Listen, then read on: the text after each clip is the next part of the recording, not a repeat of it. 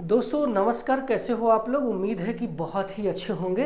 तो इस वीडियो में मैं आपको बताऊंगा कि कैसे आप जो है कितना स्कोर कर लेंगे कि आपका टेक्नीशियंस ग्रेड 1 में सिलेक्शन हो जाए। तो अगर आपने भी टेक्नीशियंस 2024 का फॉर्म भरा है और आपने डिप्लोमा या फिर ग्रेजुएशन लेवल पर आपने जो टेक्नीशियन ग्रेड 1 सिग्नल डिपार्टमेंट में फॉर्म भरा है, तो इस वीडियो में मैं बताऊंगा कि आपको एटलीस्ट कितना स्कोर कर लेना चाहिए जिससे कि आप उस एग्ज़ाम को क्लियर कर जाए। तो आपकी जानकारी के लिए बता दूं कि इसकी जो वैकेंसी है ये टोटल सिर्फ और सिर्फ 1092 है। टोटल जो वैकेंसी है किसका, टेक्नीशियंस टोटल मिला के वो वैकेंसी 14,298 है। लेकिन उसमें ITI वाले भी हैं और उसमें 12th है, फिजिक्स केमिस्ट्री मैथ वाले भी हैं। लेकिन अगर आप सिर्फ टेक्नीशियंस ग्रेड 1 का अगर वैकेंसी निकालने जाओगे तो ये वैकेंसी सिर्फ और सिर्फ 1092 है,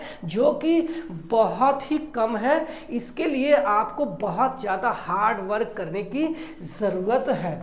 तो ये जो एग्ज़ाम है ये हमें देखने को मिल रहा है कि जो डेट है इसी 18 दिसंबर से लेकर के 29 दिसंबर 2024 के बीच में एग्ज़ाम होने वाला है। ठीक है, तो आप जो एग्ज़ाम प्रोसेस है उसके बारे में डिस्कस करेंगे।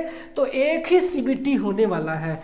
पिछली बार क्या था, टेक्नीशियंस के जब एग्ज़ाम हुए थे ALP के साथ में टेक्नीशियंस का एग्ज़ाम हुआ था, तो वो दोनों कंबाइंड एग्ज़ाम हुआ था। तो उसमें CBT 1 CBT 2 था, तो उसमें अलग जो क्वालिफाई मार्क अलग था। लेकिन यहाँ पे थोड़े अलग होंगे। तो यहाँ पे एक ही CBT होने वाला है। उसके बाद जैसे ही आप क्वालिफाई करते हैं उस CBT को आपका डॉक्यूमेंट वेरिफिकेशंस होगा।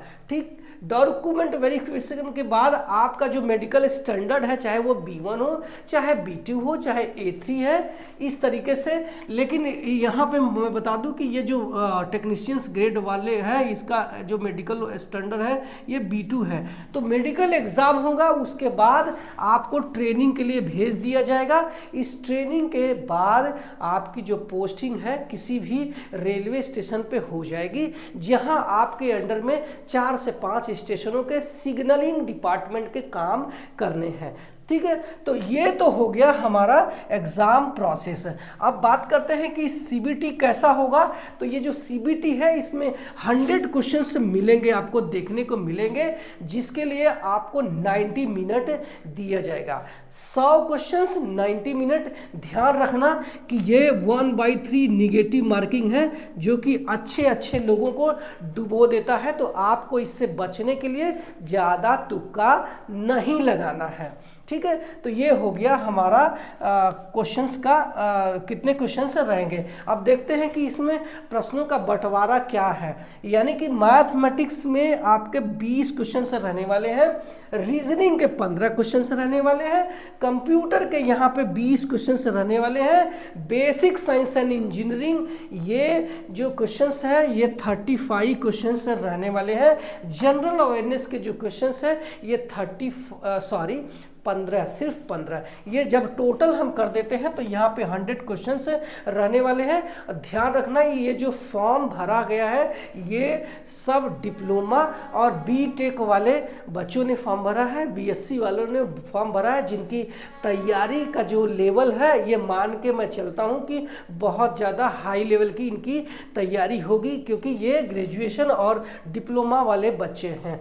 तो जो स्कोर है कितना आपका एटलीस्ट मिनिमम स्कोर आप कर ले जिससे कि ये एग्ज़ाम क्लियर हो जाए। तो यहाँ मैं कम मार्किंग बता के आपको खुश नहीं करना चाहता हूँ, मैं व्यूज़ बटोरना नहीं चाहता हूँ। मैं चाहता हूँ कि जो भी बोले बिल्कुल फैक्ट बोले। एटलीस्ट आपको उतना स्कोर करना चाहिए, तभी आप इस टेक्नीशियंस ग्रेड 1 का पोस्ट आप ले सकते हैं। तो अगर आप UR में आते हैं तो आपकी जो कट ऑफ है ये ध्यान रखना कि आप 92+ स्कोर करना है। यानी 100 में से 100 आप मारेंगे, और उसमें से भी अगर कुछ न कुछ गलतियां 2, 4, 5 होती है उसके निगेटिव मार्किंग मिला करके मैं मान के चलता हूं कि 92+ अगर स्कोर रहा तो आपका यूआर में सिलेक्शन होगा। बहुत सारे लोगों का सवाल ये रहता है कि यूआर में कौन कौन आते हैं, तो यूआर में वो सारे लोग आते हैं जिनको कि ये रिजर्वेशन का फायदा नहीं लेना है। यानी अगर आपने यूआर में है तो आप जनरल में भी आते हैं, लेकिन अगर आपने एससी एसटी या ओबीसी में आते हैं तो आपकी भी जो मेरिट है इसमें बनने वाली है, लेकिन यहाँ पे आपको एज ए अनरिजर्व कैंडिडेट माना जाएगा अगर आप 92 स्कोर कर लेते हैं तब। उसके बाद अब बात करते हैं ओबीसी के लिए आपका 90 प्लस आपका स्कोर होना चाहिए। ध्यान रखना ईडब्ल्यूएस की जो स्कोर है ये 87 प्लस में मान के चलता हूँ, क्योंकि ये इनकी जो कट ऑफ है कभी कभी हमें ओबीसी के आसपास या थोड़े कम भी देखने को मिले हैं, और इसी वजह से मैंने 87 प्लस ईडब्ल्यूएस का जो कट ऑफ है ये मान के चलता हूँ। इतना आपको स्कोर करना चाहिए, ये सेफ स्कोर है। अगर आप एससी में आते हैं तो आपका जो स्कोर है ये 85 प्लस होना चाहिए, ठीक है। तो आप ये ध्यान रखना। अगर आप एसटी में आते हैं तो आपका जो स्कोर है ये 80 प्लस होना चाहिए, क्योंकि जो वैकेंसी है बहुत कम है। तो ये कट ऑफ है जो कि आपको मिनिमम इतने स्कोर करने चाहिए। आपका जो पासिंग मार्क है आप देखेंगे कि यूआर एंड ईडब्ल्यूएस के लिए जो पासिंग मार्क है सिर्फ 40% है।